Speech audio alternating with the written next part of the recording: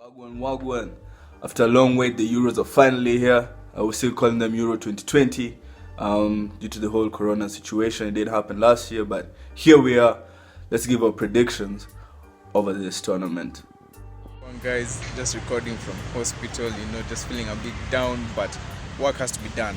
So, going into these Euros, the team I think that's going to win, for me, I see France taking it, to be honest. I see France and Portugal meeting in the final, and I see France taking it. I don't know. I was really convinced that Portugal could do it. Then I've been watching France's friendlies, and I'm like, France are the ones who are going to take it. You get me? So I'm gonna be like everyone else and say, the winner is gonna come from Group F, the group of death for sure.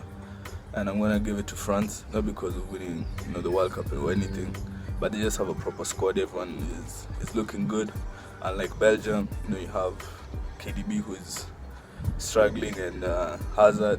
Netherlands has Van Dijk, but Memphis is doing well. So yeah, there'll be a few surprises, but I think I'm going to support France.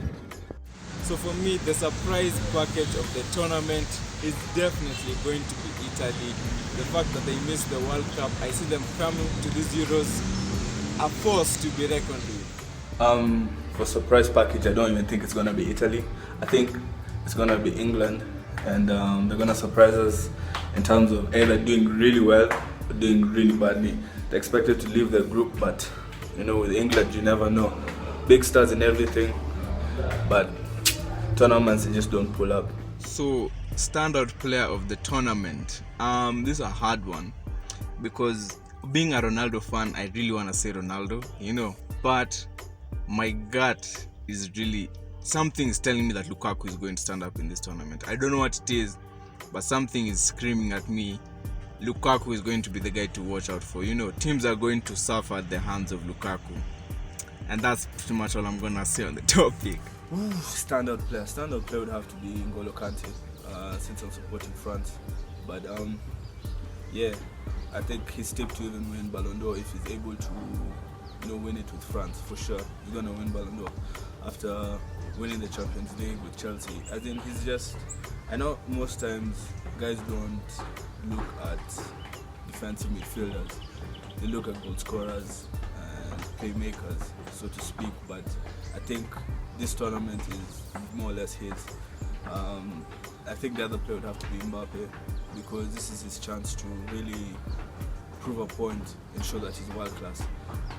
Top scorer, that's the other thing. I wouldn't give Mbappe, but I think Lukaku would be the top scorer for this tournament, because also Belgium are not in the hardest of groups. No disrespect to the other teams, but I think he's gonna bag a couple of goals for Belgium in the group stage, especially if KDB.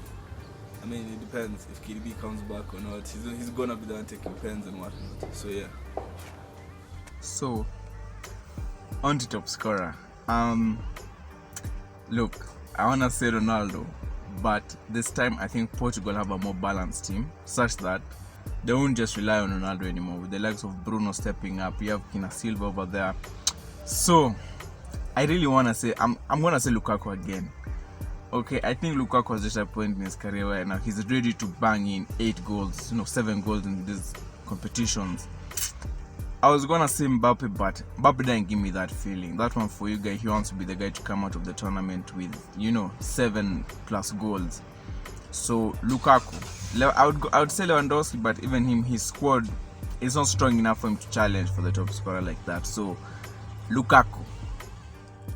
So when it comes to which big team I think is gonna bottle it, I was so convinced to say England, because they can't just be picking and dropping players the way they want. But I think Spain are the ones who are really gonna let down, because I just don't see many standout, like proper top threatening players, especially in attack.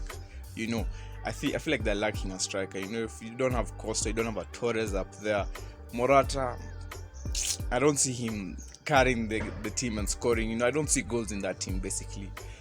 So Spain is the big team that's gonna bottle it. This Euros, not even hating, but I think the one team that will bottle it, Kapsa, would be Germany.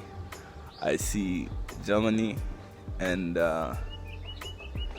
also see the other thing is England. England could, they should get out of the group stage, but they could also bottle it. I think Germany and England. Which other team?